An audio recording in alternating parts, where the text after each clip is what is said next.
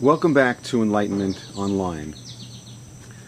Sometimes in the evening when I have time, I go to the site, Enlightenment Online, and I look at the new members as they come in and click on their name and read their bio. And recently I've come across a couple of people who said that they were happy to be part of the Enlightenment Online community, but they were beginners in spirituality and needed advice about what it was, how to get into it, how to be in it, and so on and so on. So I thought I'd speak to that for a moment. Actually, we're all beginners. I find myself, and I'm not talking now about beginner's mind or any esoteric concept, I'm talking about the literal sense of being a beginner.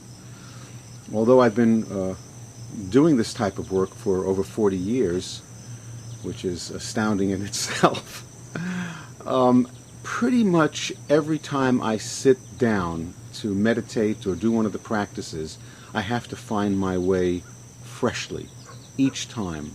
If I try to build up any conceptualization of what it's about, it very often gets me into trouble.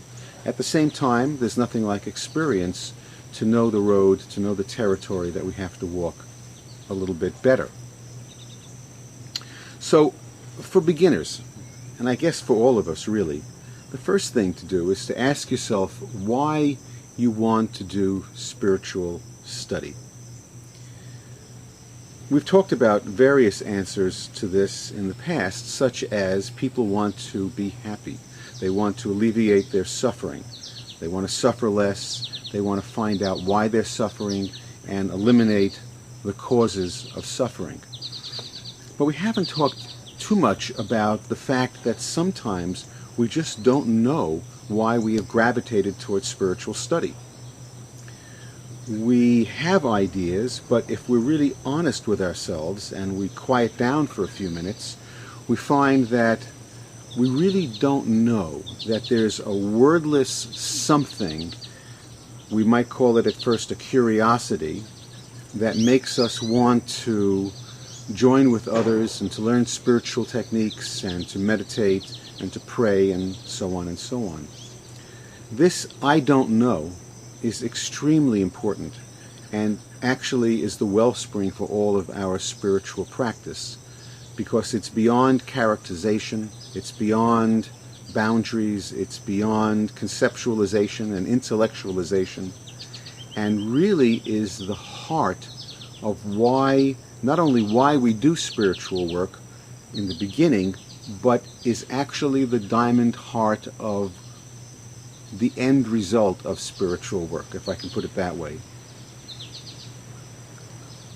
If we wanted to put it in deistic terms, we could say that this, I don't know, but I must do this, I must explore this, is God calling to us, and our answer. In non-dual terms, those two things are the same thing. We're made of this particular calling, and the universe is made to respond to this type of calling.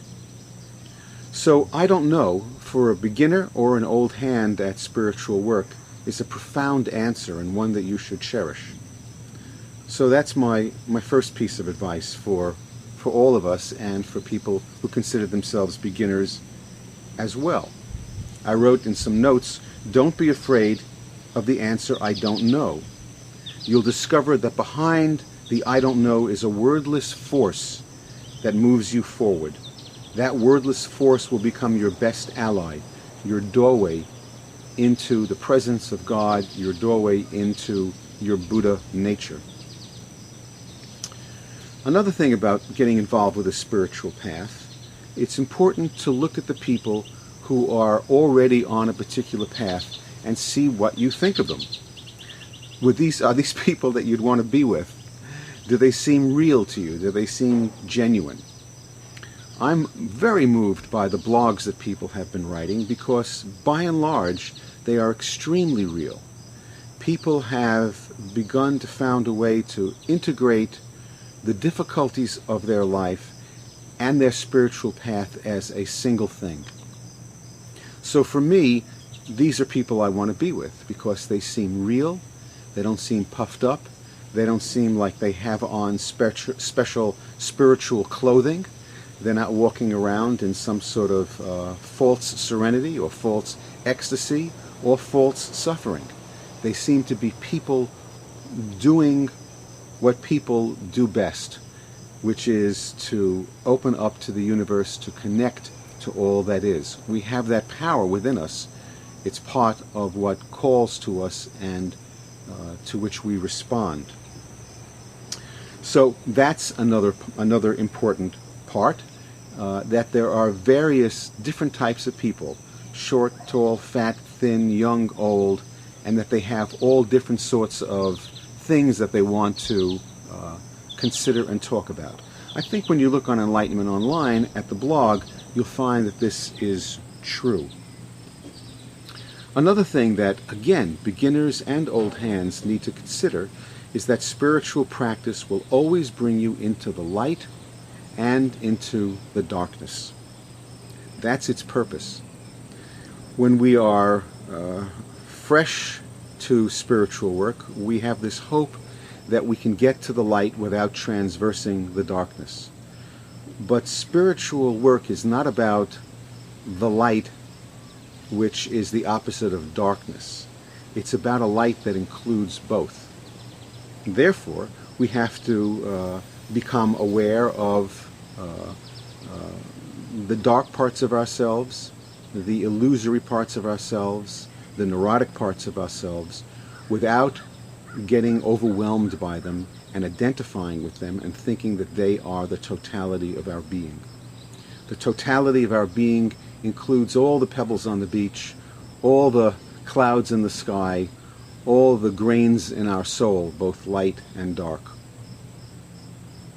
So, I hope that we will all consider ourselves beginners forever and at the same time make progress on our spiritual path.